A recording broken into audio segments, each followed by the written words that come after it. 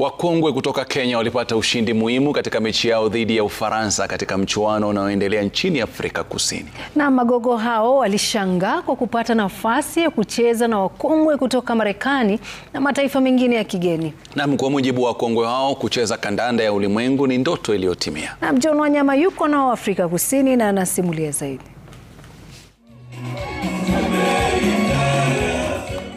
Wakongwe hawa wa timu ya Kenya wanasema hamu yao kubwa ilikuwa ni kucheza na wazungu. Tunawapata wakipasha misuli moto, tayari kumenyana na timu ambayo walikuwa wakitamani siku moja wangecheza nayo. Furaha yao ilizidi baada ya kuwanyuka timu ya Ufaransa bao 1-0. Kwao ilikuwa ni ndoto iliyotimia na hawakuamini kwamba wao siku moja wangecheza kandanda na timu kutoka Marekani ama Ufaransa. Tulitamani sana kucheza na watu wenye ngozi nyeupe. Na leo tumepambana na hawa na tumeona kweli sisi ni bingwa. Tunaweza chapa hawa 10-0. Nilikuwa na hamu sana kucheza na hawa wasungu wenye wako na red color. Swala! Wasungu! Anamaliza! Swala mbira kabisa! Licha ya wengi kutilia maanani wakongwe hao kushinda michezo hiyo, wao wako katika ulimwengu wa kushangaa na kujifunza mengi. Hapo kucheza na mtu mwenye ngozi nyeupe kwa uwanja, hiyo sio kawaida.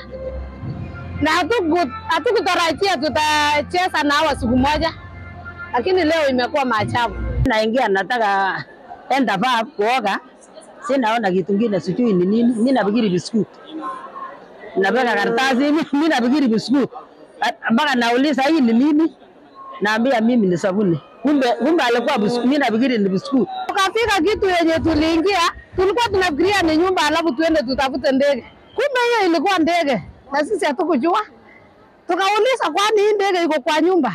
Tukaambiwa hii ndege ikikuja inasimama alafu inaingisha kichwa kwa nyumba alafu watu sasa wapate kutua. Wakiwa uwanjani, wao hujizatiti na kujikokota kukimbia hata kama miguu yao haihimili vishindo, na wakati wanafunga bao wanasherekea utadhani ni timu ya Ulaya.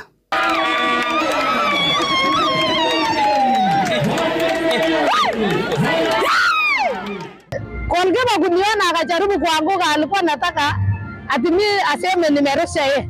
Lakini vile alianguka chini, call hiyo. Sio mchezo na mashindano tu, wakongwe hawa hucheza mziki na kufurahiana kama kwamba wanajikumbusha nyakati zao za ujana na kusahau matatizo yao. Hatuendi nyumbani, tunaenda kufanya nini?